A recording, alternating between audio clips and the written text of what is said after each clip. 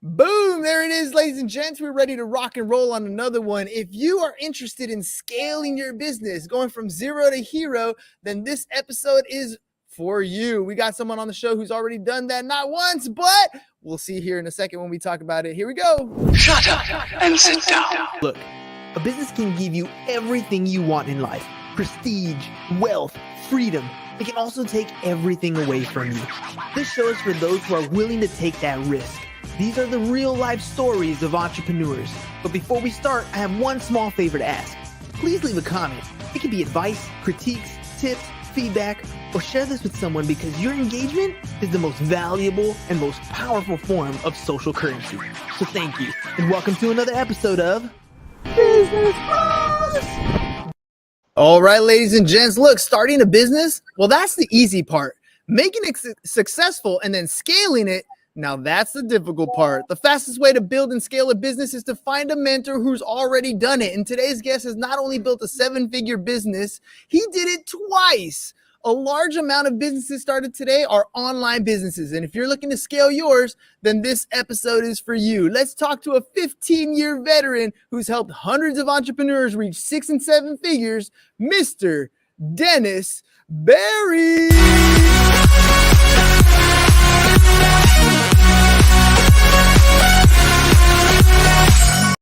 All right, my friend, welcome to the program. Told you we were going to have some fun.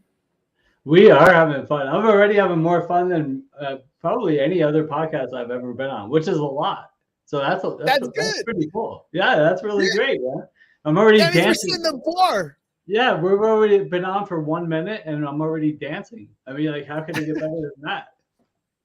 Well, dude, hey, my thought process is simple, dude. If you're not having fun doing what you do, then go do something else. Because at the end of the day, it really matters to me, anyways, that you wake up every day looking forward to it. If you're the type of person who's like anxiety driven on Sunday night because Monday's around the corner, you can't wait for Friday to come by, then you're probably not doing what you're supposed to be doing in life, and you kind of got to readjust and figure it out. What do you think? I think that is a spectacular place to start. You know, you said if we're not having fun doing what we're doing, we might be doing the wrong thing. And that's really important to dial into before you start a business. Being an entrepreneur is kind of a buzzword nowadays. It's a real popular thing to do and to be. And I encourage everybody to do it and be one.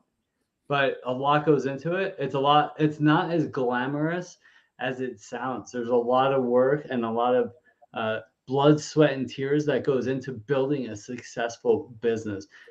Time too. And so just to backtrack 30 seconds before I just said all that, if you're not doing something that you're passionate about, it's going to become really hard to reach high levels of success, because at some point we're like, all right, I'm going to own this business. I'm going to do this, build this thing, and it's going to be amazing. And we start and we work 20 hours a day. I know, because I still do that. And we work and it's fun and exciting. The idea of making millions of dollars and sitting on the beach and hanging out, doing all this for ourselves, it's the most exciting thing that you could possibly imagine. But then some of the excitement wears off, and then there's just this work. And if you're doing that and it's not what you're passionate about, then it becomes a problem. And then we start procrastinating. We start doing other things that instead of working, and it affects our relationships, and it definitely affects our money situation. And so I love that you started in that place. So always when I start working with somebody and we're like, all right, well, let's build this business. Well, what do you want to do? It's important to be very specific about what it is you want to do. We call that a niche or a sub niche, right? What is it you love to do? If you want to build a business doing what you love to do, then entrepreneurship is amazing. And we go from there. If you're working too hard at it and you're not loving what you do, you end up like you and me, man. I used to have hair at one point in my life, probably tore it out. There you go. See, shiny head to shiny head. That's kind of what happens when you work your butt off too much. You talked a little bit about plateauing, essentially, right? Where you're driven to do something on a day-to-day basis, and then all of a sudden you're not so passionate about it anymore. And you kind of hit this level of nothing but grind without seeing much results. And I want to kind of take that back just a little bit further, where you were like, we should definitely work on what we love to do, because that's the passion, that's the driver. But there's a lot of people who look at what they love to do and can't really figure out a way to monetize that, or to make the kind of living to sustain the lifestyle that they have right now. How do you give them feedback when they give you that kind of pushback? That's a really good question. So when we're looking at building a business, whether it's and it's always around a product or a service that we offer, and that's what we do. We're selling a product or a service, and what we my screen's being weird. Sorry about that. So it needs to be something that we're excited about, but it also needs to solve a problem, right? And that's an important piece of the puzzle. So is it what you love to do? That's great. Whatever it is you love to do, there's a way to do it for a living. There's always a way to do it. And this is where having a coach, mentor, accountability partner, consultant, whatever you want to call, help you dig that out a little bit. And we have ways of doing that. But is it solving a problem? Like, we have to be able to find a way to do what we're passionate about and say, all right, well, does the world out there need this product or service? And if not, then how can we drill it down and find a way to have them need it? So when we talk about niching, okay, so do you understand what niche is? And everybody listening, absolutely. Niches? Well, yeah, but let's dive in, because you got niches and you got sub niches. So explain the difference between the two. Right. So a niche is, I'm just going to give a quick world example. All right. Well, when we're trying to find what it is we want to do, what's you're passionate about? All right. Well, I know a lot about fitness. Okay. That's great. Well, we want to drill deeper into that, because we can't just say fitness, because there's 8 billion people in the world, and a lot of them do some sort of fitness, but there's no way to reach all 8 billion people, even if you're a really big shot. So we need to dial it in a little bit so we can get in front of enough people to turn them into paying customers. So how do we do that? Well, what do you love about, like, what goes a little deeper than that? Well, what about weight loss? Okay, so now we just took fitness down from everything. Fitness engulfs a lot. It could be marathon runners, bodybuilders, aerobics, yoga, all that falls into fitness. We're going to focus on weight loss. So now we just cut the whole field in half.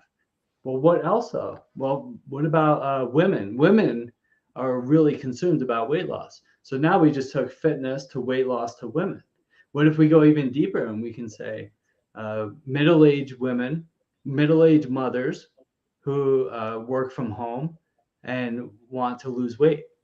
Wow. So we just took a potential 4 or 5 billion person pool, which we can't reach everybody with the word fitness. And we just narrowed it down to maybe 10 or 20 million women in the US who need to lose weight. Now we have a much better chance of reaching that specific target market than just saying I do fitness and reaching nobody. So does that answer that question?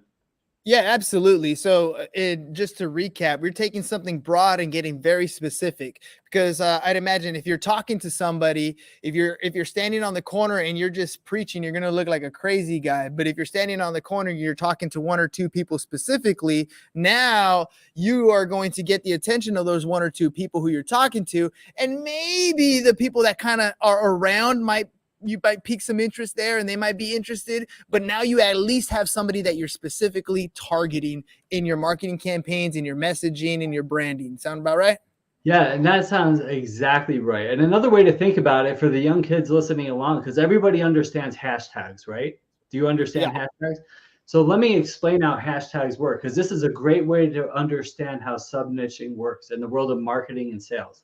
So hashtags became real popular on Instagram, right? So that's really popular place to have that.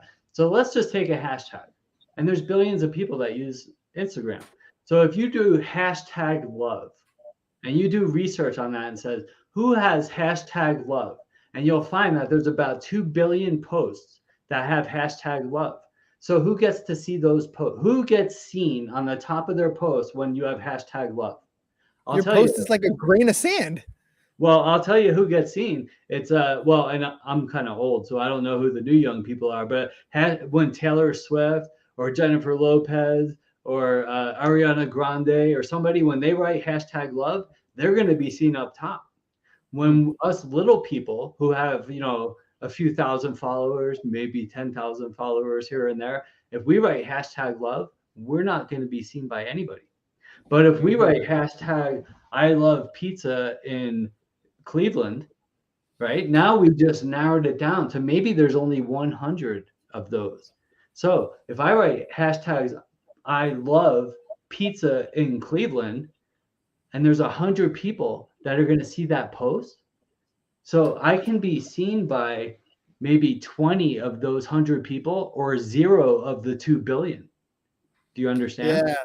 So Yeah. now I'm going to be seen by 20 of the 100 people, and I might get 20 phone calls out of that. Even if I get 5 and I can turn those phone calls into paying clients, now I have something there. So that's what sub-niching does.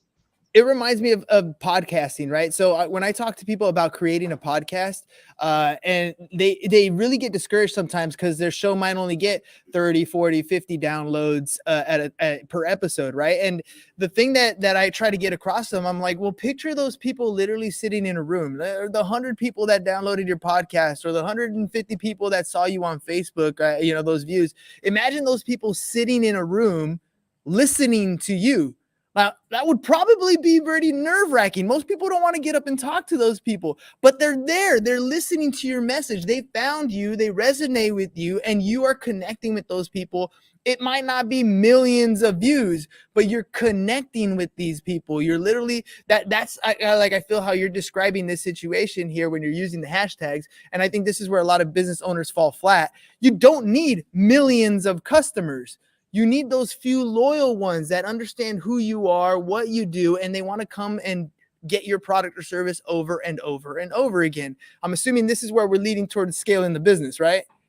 Yeah. So it's like now that we have an audience, a captive audience that's actually interested, even if our hashtag love gets seen by the 2 billion people, how many of them are going to actually be interested? So we're going to have to really get it through the funnel and whittle it down to having a captive audience. And then once you have a captive audience, then you can scale.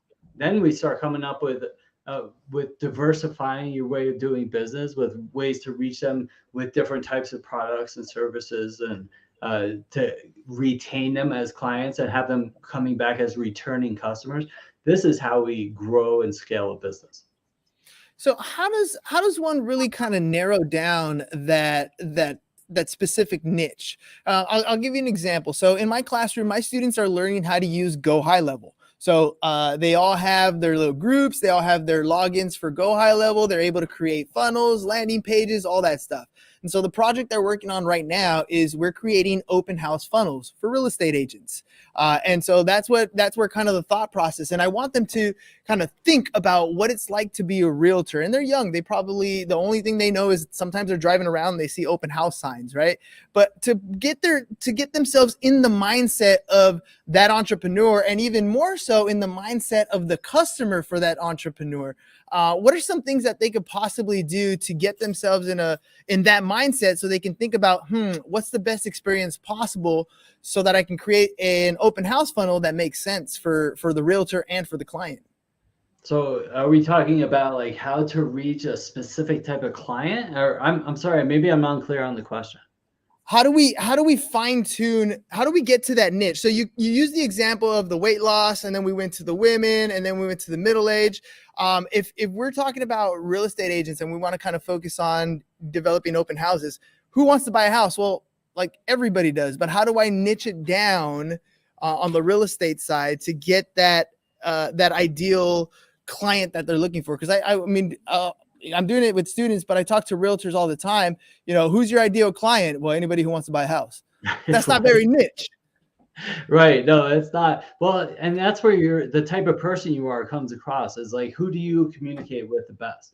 And I mean, I almost have to agree with the realtor, because when you get into a place with when you're talking about selling a house, well, you need to have a certain type of demographic, which kind of, the work you're doing kind of narrows it down. So you need to have somebody who has either has cash or access to loans where they can get $300,000 to $1 million money to buy a house. So I can understand that, but I guess to better suit your question is who do you communicate with the best? So if you look on LinkedIn, there's different types of people with different types of messaging. There's a lot of women that like to wear high class clothing and take real glamorous pictures and reach people with that type, driving their BMWs and Mercedes. And then there's guys that wear baseball hats and of their favorite team, and they reach an athletic demographic. So I think the idea is to find out who you are and who you can speak to the best in order to niche down and communicate with your potential clients the best. I mean, in terms of real estate, a lot of them are really pretty much driven by geographic location too. So, I mean, you have to go to your Chamber of Commerce and drill down your local demographics and see where's the best reach, the customer reach that you can get. There's a lot that goes into that. That's kind of I'm Really not sure. broad. I'm not sure that falls in line with specific niching, because in the question you were asking, because Fair enough. It is kind of a difficult area to niche down, and I know agents that get stuck on that as well. And I like how you actually went to, well, what is it that you like to do? Because it always comes back to that. At the end of the day, your client base and the people that you end up talking to, you got to have conversations with. And if they're completely on a different planet, then those are probably not going to be the type of clients that stick around with you, because you don't speak the same language, right? And I like how you put that. It's either high class dressing nice in cars or the guy with the baseball hat. But those are the people that kind of, you build your tribe essentially based on the things that you already like to do. So that totally helps. Let's shift a little bit to the online businesses. So I read in your intro that there are many different online businesses that are taking flight right now, and there's also a big shift in our economy. Interest rates keep going up, markets shifting, everybody's worried about doom and gloom in here in the new future, and yet here we are talking about scaling a business. So how can we quell some of those fears of people who are starting their online business today? They want to grow and scale, but they see out in the horizon all the scary stuff that's about to happen. Well, there's always going to be scary stuff. I want to make that clear as an entrepreneur. Again, entrepreneur is a big fancy term that a lot of people want to throw around and everybody wants to aspire to be, but I just want to keep a reality point of view. I encourage you to go out and do that, because I think it's the most fulfilling thing in the world.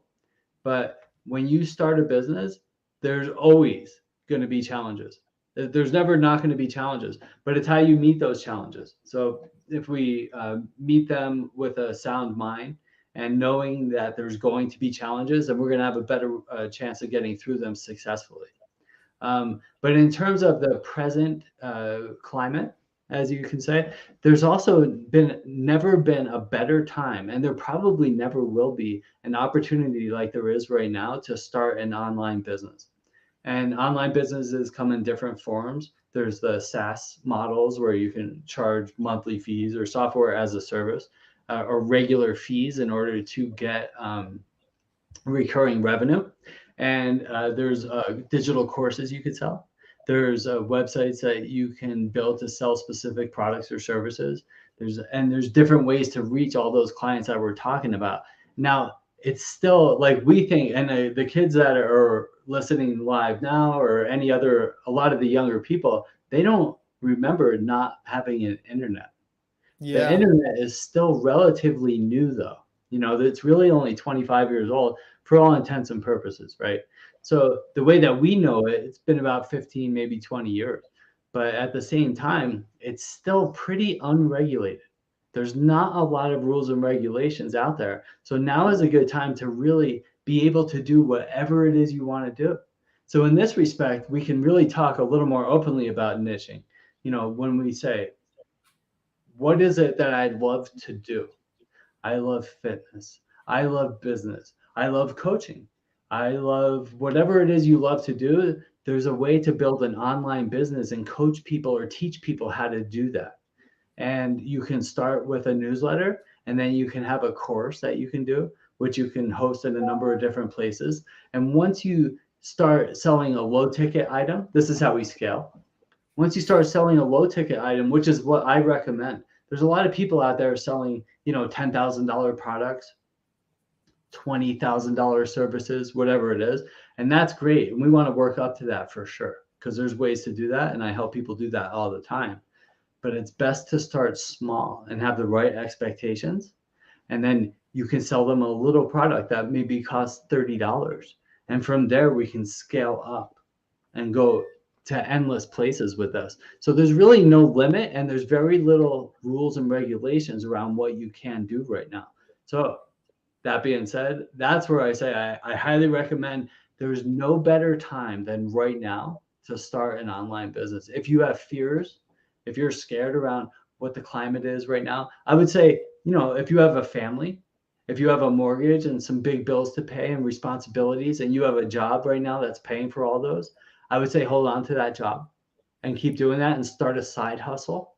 And we can start building in to make it something much bigger, so where you don't have to worry about it. But you can't just go out and quit your job and start selling $30 classes and hope to get back to six figures in the next 3 months. That's unrealistic.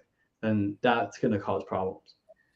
Well, let me ask you this, because we got high school seniors in here, right? And so part of the job seeking that they go through, and they have to write a resume in some of their classes, and there's that section that says experience, and they feel like, I don't have any experience. Why would somebody hire me? Or like, what value do I bring to the table? And we talk, you talked about starting a side hustle, and right now is the time to start an online business. There's so many opportunities. Talk a little bit about education requirements. Like, do you need a college degree? Do you have to have years of work experience to be able to start something like this? Not at all. In fact, where I recommend starting to build an audience. And when I say that, a lot of these kids probably already have somewhat of an audience, probably more than I do right now. And I work at it. But yeah. The truth is like the most valuable thing that you can have right now. And if you're listening to this as a kid, I highly urge you to pay attention to this right now. People like Gary Vee talk about this all the time, and a lot of other people, is to start building your audience right now. Start right now, because your audience is your currency. That audience is the most valuable thing that you can have right now, your attention. When you can get attention from six-figure people, like from 100,000 people, then you can sell to those people. And you don't have to take it from that angle. You just have an audience of people. You can sell to them, but you can also spread good messages and kindness and love to these people. And then you build trust with them, and eventually you can build a business around that. And when you have a captive audience who knows, likes, and trusts you, you could do anything with that audience. So you don't need any specific degrees. You just need something that you're passionate about. And one thing I would recommend doing is to learn how to write well, be a good copywriter, to learn how to reach people through words, short form, long form, middle form, whatever that is. If you can write a newsletter, or if you can write a really well-written, intelligent LinkedIn post or long Twitter threads, those are very valuable. And if you have an audience of 10,000 to 100,000 people or more, now you have a business. You have a captive audience that you can take from that platform onto your website. And from your website, you can have them sign up for the newsletter. You can have them buy one of your digital courses, or you can upsell them from there, which we can work into another time. You are absolutely right. That's one of the things I try and really push on my kids. By the way, Abdul, what's going on, man? How you doing? Thank you for hopping on. And, when you talk about building the audience, part of it has to do with like having the courage to stand behind a camera, to voice an opinion, to get behind a microphone. It's funny because we live in an era today where a lot of these kids are carrying a studio in their pocket. They have the ability to create content on a regular basis, and they usually do, but they rarely point the camera at themselves with an opinion. They usually point the camera at what's going on around them, which is not necessarily a bad thing, but to be able to capture that audience, that's a skill in and of itself. and then to take that audience off a platform onto your own database, building your own stuff. And I think that's where the tools that I'm teaching these kids with Go High Level, to be able to create their own funnels, to create their own landing pages, to create some of these forms, to capture client data so that they can create a business with marketing. I think that's so powerful. Any tips or strategies you got that you use with your clients to help them start generating an audience, so start building some content and developing a brand for themselves? Yeah, well, it goes right back to what we were just talking about 5-10 minutes ago, and that's making sure it's something you're passionate about. You know, if it's something you're passionate about, we don't have to really do much research. I mean, you always have to do some research, but it's like, what do I love to do that I could talk about for 30 minutes without having to think about? So for me, I love business. My background is in addiction recovery, so I can talk about that forever. So I was an addiction recovery coach. I like sports. I like fitness and health and wellness. I mean, these are things that I can talk about. So I've built businesses around those. And when you can do that, that's your content.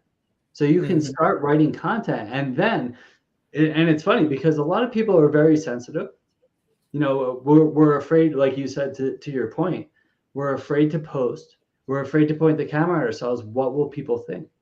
Well, the right people are going to love it. And one thing I want to encourage people that are, you kids that are listening and everybody else, not worry what other people think. The right people are going to love you and they're going to latch onto you. There's like a billion active users on LinkedIn per month. There's like 2 or 3 billion Facebook users. Everybody says Facebook is dead.